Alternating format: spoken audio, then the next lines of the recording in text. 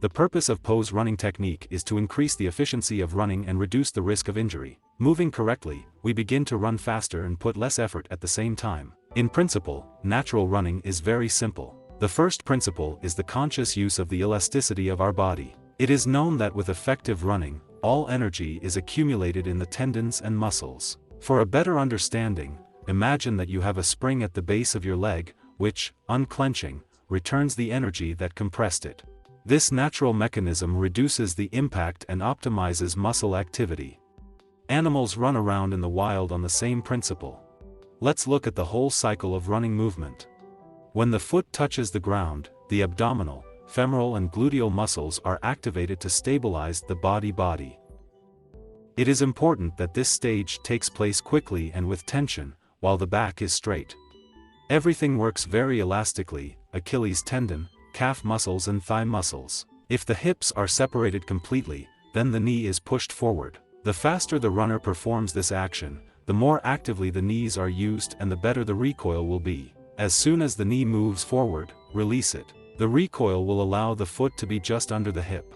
It is necessary that the hips are maximally divorced, then the muscles are activated and pull the legs into the correct position. The next point is very important for running technique. If the foot moves after the knee and is placed under the center of gravity, this saves a lot of energy and the correct vector is given to the momentum in the springs. The more energy is directed downward, the more momentum will return. The body should be slightly tilted forward to maintain the correct direction of the force vector. To achieve the correct tilt, the movements of the ankles and hips must be very active.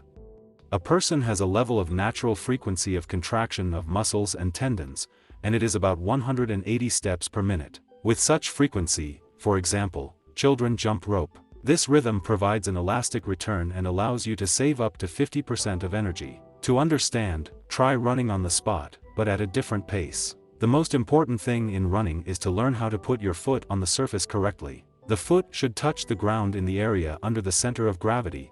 It should not go forward. To improve this indicator, try to reduce the total time of foot contact with the surface. The spring has just shrunk and should immediately unclench. Hands help us not to lose our balance when running. The elbows should be bent, the angle should not exceed 90 degrees. They have to move like they're chopping wood. If you run down, the frequency of movements is the same, only their amplitude increases, and due to this, the steps become longer. The foot still lands under the hip, while the body is in tension to support the whole body. If you run uphill, the step shortens. Let's go through the basic principles of natural running once again. The back should be straight, the body should be strong and stable. The hips must be separated to the maximum possible distance to set the correct vector. The gluteal muscles should be active. The pulse returns back only if it is set. In our sedentary world, these muscles mostly do not work. Now let's look at the typical mistakes made when running. Note that the foot lands noticeably in front of the hip. Insufficient hip dilution. We call this manner of running prancing. The foot is in front, there is no elasticity in recoil, a lot of energy is consumed. In cases when the body is tilted forward while running, balance is lost and the body involuntarily bends in the belt, which leads to loss of energy and loss of body stability. Running with the body deflecting backwards is also ineffective, since the hip angle is minimal, balance and energy are lost.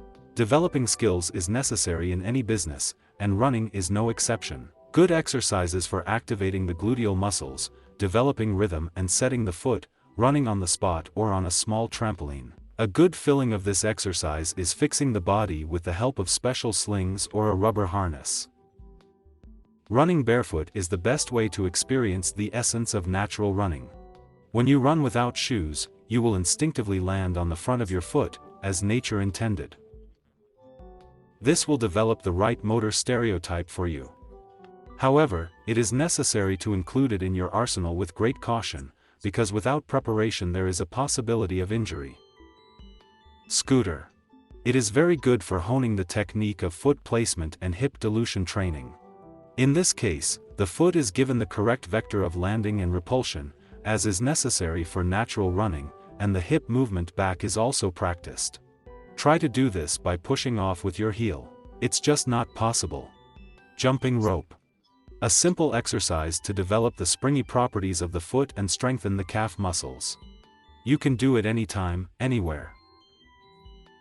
Running with a rope is an excellent exercise for developing balance and a sense of rhythm. It allows you to learn not to whip the shin and quickly remove the leg from the support.